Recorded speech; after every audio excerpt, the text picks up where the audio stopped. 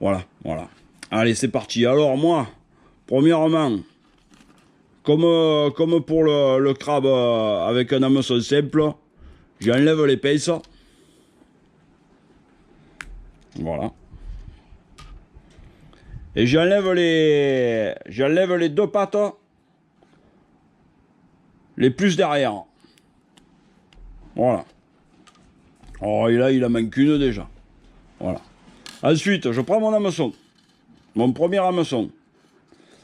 Je le plante, comme tout à l'heure, dans le trou de la patte de derrière. Vous voyez là? Voilà. Et je vais venir viser cette partie là. La partie de l'angle du crabe là. Je vais venir viser cette partie. Voilà, j'avance dedans.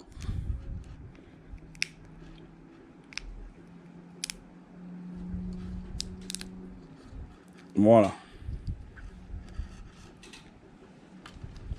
Vous le voyez là, c'est l'angle, juste à l'angle de la carapace là. Et en fait, on s'imagine que c'est les oreilles du crabe. Hein. Alors bon, il n'a pas d'oreilles le crabe.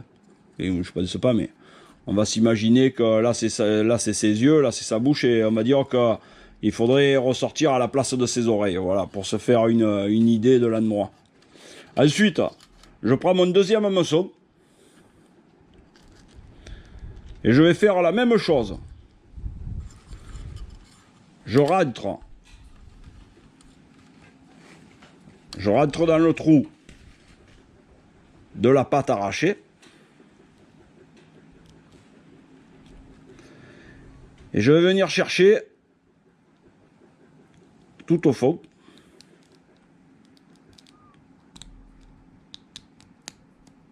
Voilà. On va dire l'oreille. Voilà.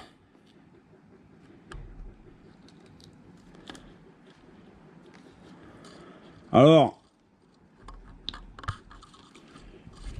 l'avantage de ce montage, c'est que quand on le regarde un peu de haut,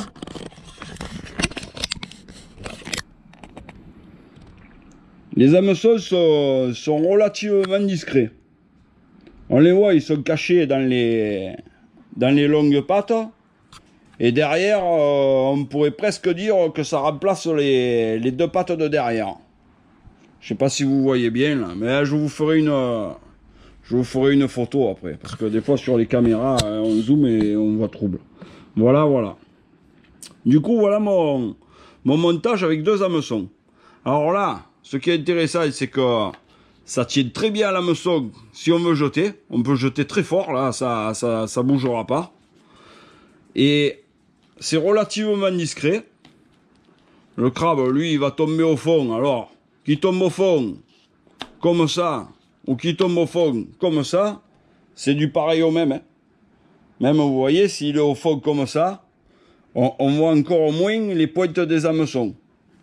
Du coup, quand la dorade va le prendre, ou qu'elle le prenne de ce côté, ou qu'elle le prenne de devant, ou qu'elle le prenne de ce côté, elle aura obligatoirement un, voire les deux hameçons piqués dans la bouche. Voilà. Voilà, voilà. Alors quand on pêche au crabe comme ça, laissez bien le temps à la dorade de mordre. Hein. Ne faites pas des ferrages directs.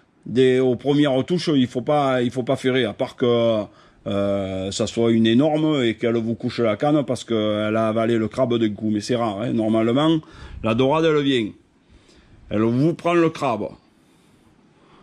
Elle se déplace un peu. Elle le pose.